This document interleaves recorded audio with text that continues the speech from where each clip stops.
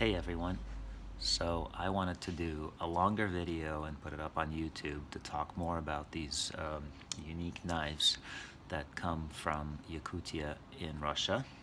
These Siberian knives that have been making waves around the knife collecting world, and there's a lot of information and misinformation out about them, I think.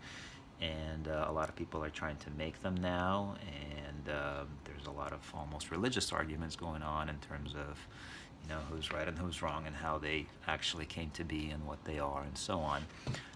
Anyway, I just wanted to talk about some of these and describe them in some detail. I have collected a whole bunch of them from Yakutia itself, from various masters, and I just wanted to show off some of them and talk about the differences and highlight some of the commonalities and some differences and so on.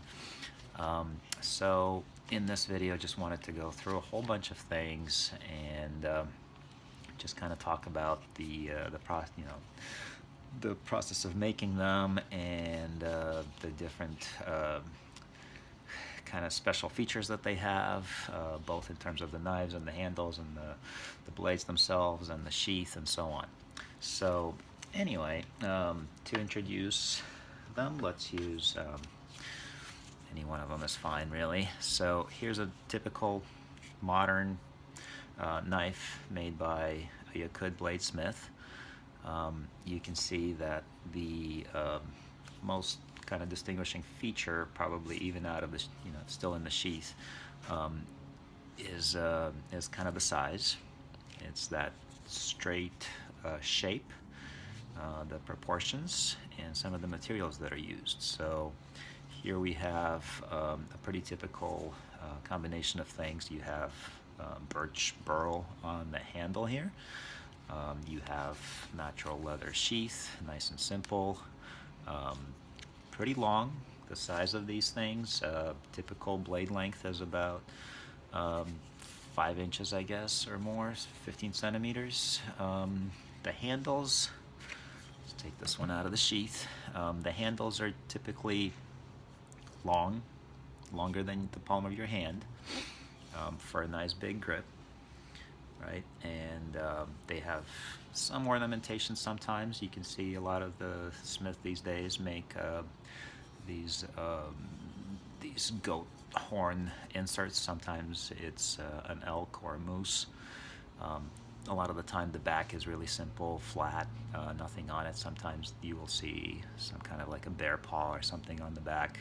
Sometimes you'll see some of the examples where they're rounded a little bit for a different grip, but this is a typical kind of, that little barrel shape, very simple.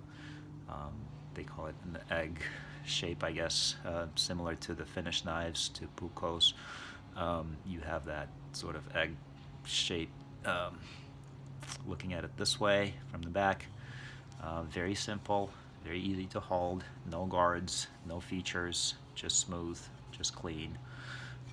Part of the reason why they're doing it this way is also so that the knife, when dropped in the water, actually stays afloat, because there's so much of the wood handle that keeps it up, because the blades are typically thin and light as well, and they're not full tangs, as you can see, so there's not a whole lot of metal on it. These are very light, but at the same time quite sturdy. A lot of it has to do with the geometry of the blade, because of the fullers that they have, that kind of add to this flexibility of the blade without compromising strength. So that's kind of the basic introduction to them.